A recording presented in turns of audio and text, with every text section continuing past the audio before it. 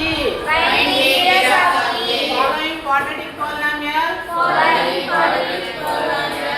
And verify the relationship between the zeros and the coefficients. Zeros అంటే quadratic polynomial కి ఎన్ని zeros ఉంటాయి? 2 zeros ఉంటాయి. ఆ 2 zeros ఫైండ్ అవుట్ చేయాలి. అవి 4 - 2 వచ్చినాయి.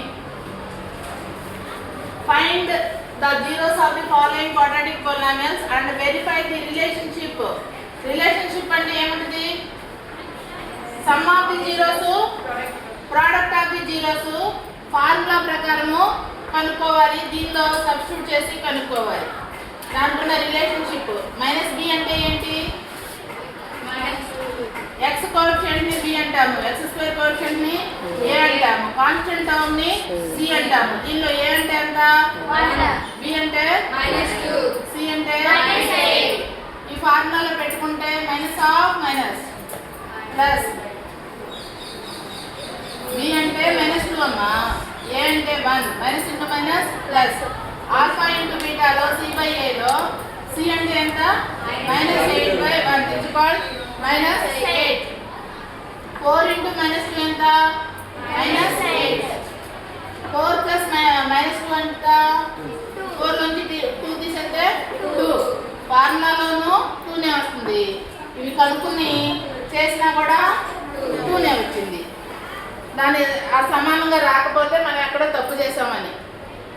ఆ కోఎఫిషియంట్కి జీరోస్కి ఉన్న రిలేషన్ని కరెక్ట్గా ఉండాలి. ఇది ఎలా చేసామో అది అంతే ఉంటేనే మనం కరెక్ట్గా చేసినట్టు. అర్థమైందా? ఇది కనుక్కునే విధానం చూడండి. x² కోఎఫిషియంట్ ఎంత? 1. కాన్స్టెంట్ టర్మ్ ఎంత? -8. -8 × 1 ఈజ్ -8. -8ని విడగొట్టుకుంటే 4 × 2 = 8. 4 -4 + 2 -2 అవుతుంది. అలా దీన్ని విడగొట్టుకోవాలి. దేనికి మైనస్ గుర్తు పెట్టాలి, దేనికి ప్లస్ గుర్తు పెట్టాలి తెలవాలి. పెద్దదానికి మైనస్ గుర్తు పెట్టాలి. అప్పుడు తీసుకెళ్తే వచ్చే ఆన్సర్ కూడా మైనసే అవుతుంది. అలా విడగొట్టుకోవటమే మెయిన్ దీనిలో. తర్వాత కామన్ తీయటమే. ఈ రెండు టర్మ్స్కి ఎక్స్ కామన్ తీయాలి. x² లో x కామన్ పోతే x మిగులుతుంది. మైనస్ తిన్నగా మైనస్. దీనిలో x కామన్ తీస్తే 4 మిగులుతుంది. ప్లస్ తిన్నగా ప్లస్. ఈ రెండింటిలో 2 కామన్ తీయాలి. x 8లో నుంచి 2 కామన్ పోతే ఎంత అవుతుంది? 4. ఈ బ్రాకెట్లో వచ్చేది x - 4 x - 4 ఉంటేనే మనం కరెక్ట్గా కామన్ తీసినట్టు, కరెక్ట్గా విడగొట్టున్నట్టు. ఇక్కడ వేరే రకంగా వస్తే కనుక కరెక్ట్ చేసినట్టు కాదు, ఎక్కడో పోయినట్టు. x - 4 ఇంటూ ఇక్కడ x మిగులుతుంది, ప్లస్ తిన్నగా ప్లస్ 2. x - 4 into x + 2. ఈ రెండింటిని ఒక్కొక్క దానికి జీరోస్ సమానం చేసుకుని అప్పుడు x = -4 అంటే +4, +2 అంటే -2.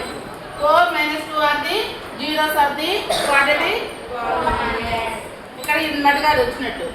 Alpha = 4, beta = -2. Sum of the zeros formula ఏంటి? -b/a. సబ్స్టిట్యూట్ చేసుకుంటే 2 వచ్చింది. Product of the zeros formula ఏంటి? c/a. సబ్స్టిట్యూట్ చేసుకుంటే -8 వచ్చింది.